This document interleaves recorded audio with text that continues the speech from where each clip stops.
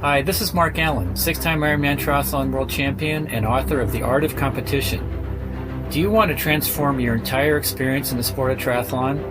If you do, come put that transformation in place at the Triathlon Research High Performance Camp in Boulder, Colorado from August 25th through 29th. I'll be there for the closing day of this amazing camp, and I can't tell you how excited I am to be a part of it. I'll be presenting some thought-provoking insights from my most recent book, The Art of Competition, where I will show you how you can get more out of the sport and how you can transfer those principles to all areas of your life.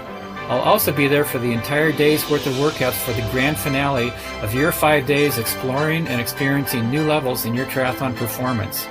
If you sign up for the Triathlon Research Camp, you'll get a free copy of my book, which I'll be happy to sign for you at the dinner that we'll all share together on the closing day.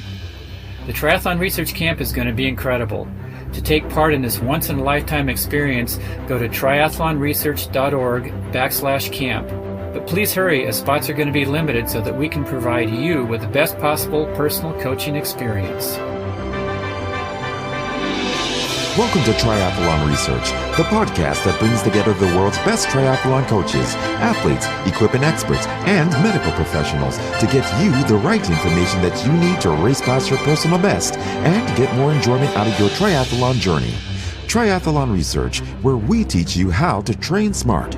Here's your host, Suzanne Atkinson, MD, founder and head coach of Steel City Endurance. Hi there, this is Suzanne Atkinson with Triathlon Research, and today I'm interviewing Ari Meisel. How are you today, Ari?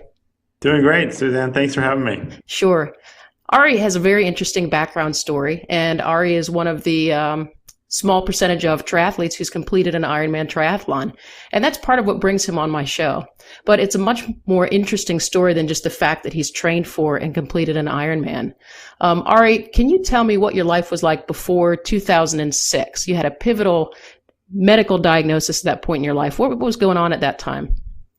Well, yeah, it was an interesting sort of transitional part of my life anyway. I had come out of like 4 or 5 years of construction, basically in upstate New York. I had done this big development project, which is already kind of not a healthy lifestyle, honestly. I was smoking a pack a day. I was drinking most nights with friends, and I was working on a construction site like 10 hours a day.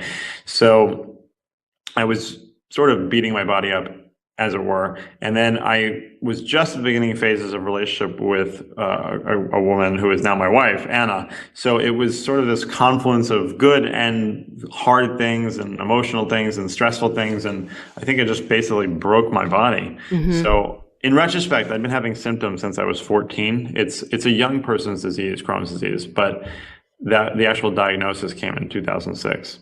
Okay. So, and how old were you at that time? I was 23, I guess. Yeah, 23. Okay. So, a lot of people complain of gastrointestinal or stomach problems, pain, trouble digestion and things like that. But you had been going through 9 years of symptoms of Crohn's, and Crohn's can be a pretty awful disease for people who are severely affected.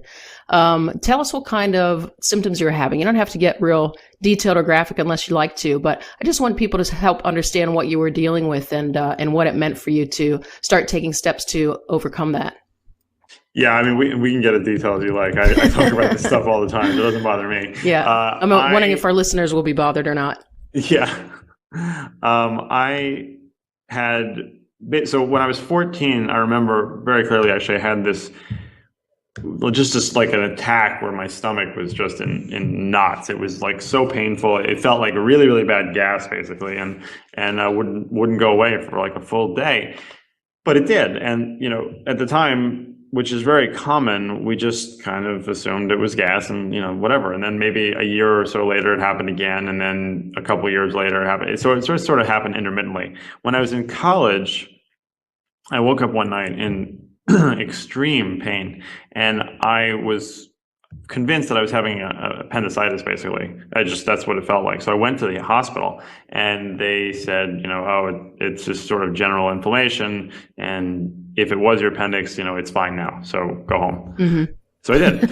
And then it happened again, like a week or so later. And again, they were like, no, it's just inflamed, like maybe you're stressed, maybe you're too tired, something. They just really, really kind of brushed it off. And Crohn's is often not misdiagnosed, but just missed, period. Yeah. That's pretty common. So I was fine for a while, I think, but I was also, my body wasn't in a good place at all. I just was not taking care of my body.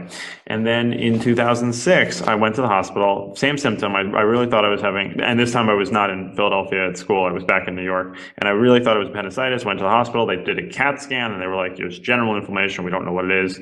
Maybe you should go see a GI doctor."